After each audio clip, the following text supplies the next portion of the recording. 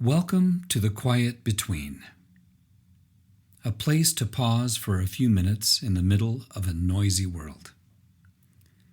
I'm glad you're here. There is something quietly difficult about beginning again.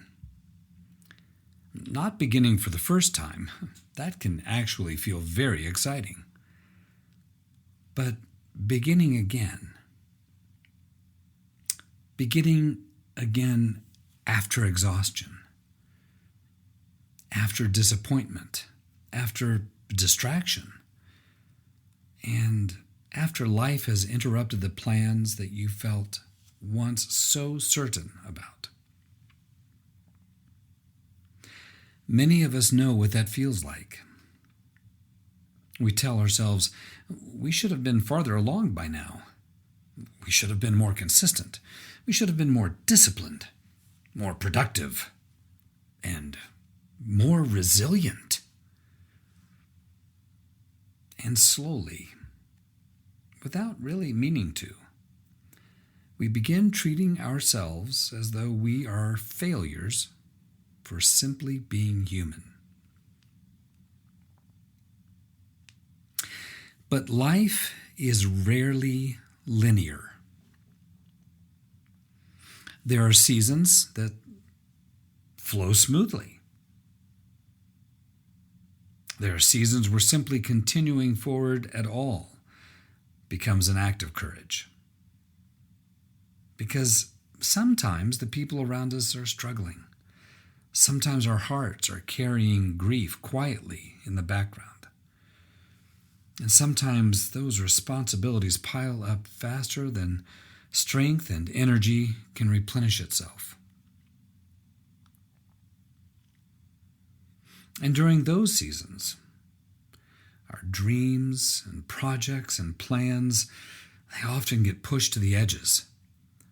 Not because they ever stopped mattering, but because, survival had to come first.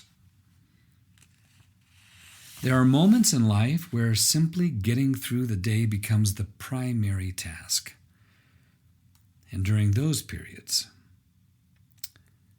it can feel almost impossible to hold on to larger visions for the future. Not because the dreams disappeared, and not because hope died, but because emotional and physical energy became consumed by those immediate realities. And many of us carry guilt about that. We feel ashamed that we lost momentum.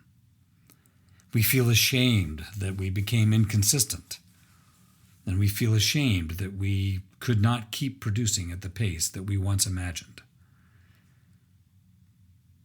But perhaps there are seasons where survival itself is already requiring tremendous strength.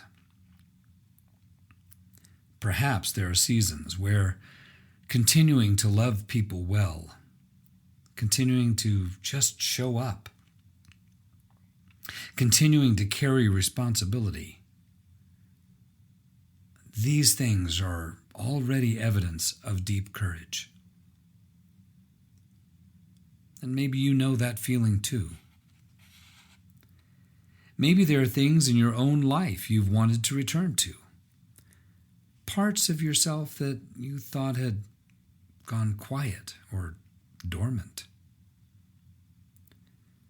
Things like creativity and hope, stillness and faith, energy and purpose.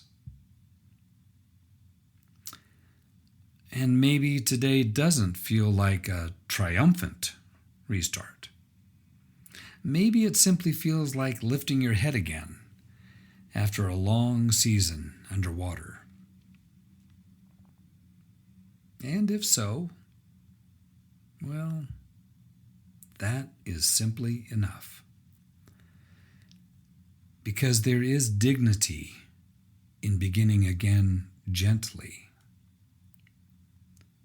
Not every meaningful return arrives with fireworks. Some arrive quietly, one small decision at a time.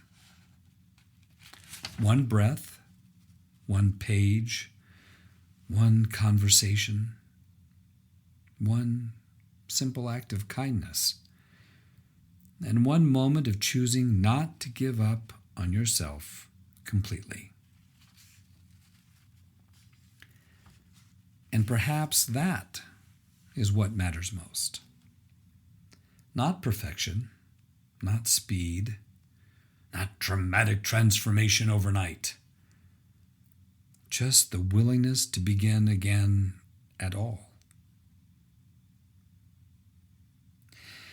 And yes, there is something profoundly human about beginning again. After all, our entire human experience is filled with cycles of loss and renewal, of fatigue and restoration. Even our seasons, winter and spring. Yet, somehow, when our own difficult seasons arrive, we somehow believe we are the exception. We assume everyone else is progressing smoothly, while we alone are struggling. But beneath the surface of nearly every person, they are carrying unfinished stories. Most people are rebuilding something quietly, and most people are trying again in ways the world will never see. And maybe that is why gentleness and grace matter.